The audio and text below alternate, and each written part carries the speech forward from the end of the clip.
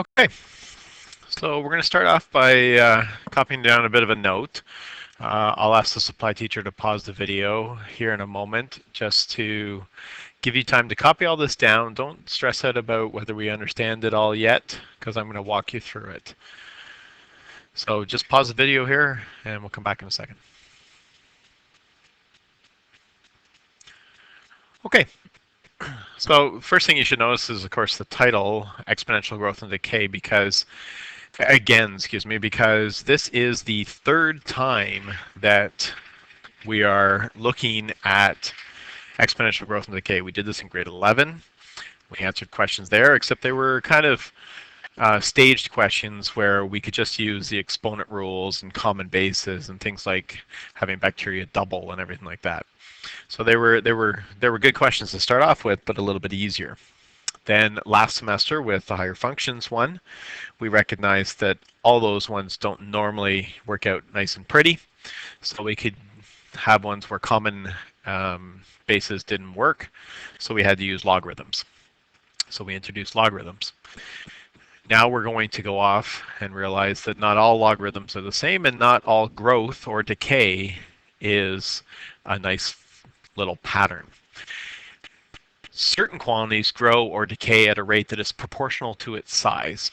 And if you think of bacterial growth, or even like regular population growth, like population of deer or people or anything like that, you know, the growth doesn't just go off in a nice little pattern. There are too many outside influences that affect its growth. And in some instances, the size of the actual population itself has an influence on the growth. I like to imagine like bacteria or mold growing on a piece of bread. So at first, the growth might be really, really quick because the bacteria is small.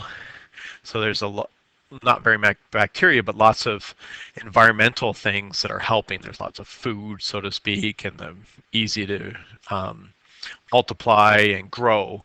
And so it grows really, really quickly. But eventually, the population gets so big, the size is big, and now, you know, they're fighting for the same piece of bread, and it doesn't grow as quickly. And to a point that, in fact, maybe even there's no bread left. And so that bacterial growth needs something else to go on. And these are more realistic situations. So this is what we're going to do. That it's going to, the growth or decay is going to be at a rate that is proportional to its size. So if we consider y equals f of t describing a quantity of y and the rate of change is proportional, then rate of change is calculus. So the derivative is very similar to the actual function, just with this proportional growth. Okay, so it's proportional to, its regular growth is proportional to its rate of change, except with this little k value. This is called a law of natural growth. That's when k is bigger than 0, so we have a positive k value, so it gets bigger. Or decay if k is less than 0 or negative, and it gets smaller. So to use this concept, we need an exponential function, because that's what we're talking about here, where the derivative is the same as the original, just with some k proportion. So you see the derivative is the same as the original, just with a k in it. Well, luckily, we know a function just like that. We're going to use e to the power of x, because that one is a function that is whose derivative is the same as its original. So if we take the e to the power of x function and include it into some of the other growth functions that we had seen last year and in years before, then we get a new equation for this exponential growth. I'll just reveal it all. And I think we can go big screen now here.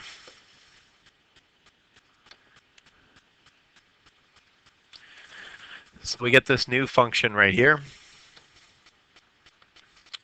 Similar to the other ones in that we have that c value at the beginning. C is the initial value Okay, with bacteria, it's like how many bacteria you started with. With investments, it's how much money you put in at the beginning. That C is still out front, but instead of multiplying it by like 2 to the power of t, or 2 to the power of negative t, or have half-lives or anything like that, we're not using the 2 one, we're using the e function. So there's our e function being raised to the power of t with our proportional constant, which is the type of questions we're looking at. We'll either see it in the f of t notation, or we'll see it in the y equals, probably the y equals 1. With these variables defined over here. So y, of course, is let's think bacteria, the number of bacteria that we have now, the output. C is your initial value. E is, well, we know that E is. T is your time, and K is your proportional constant in this information.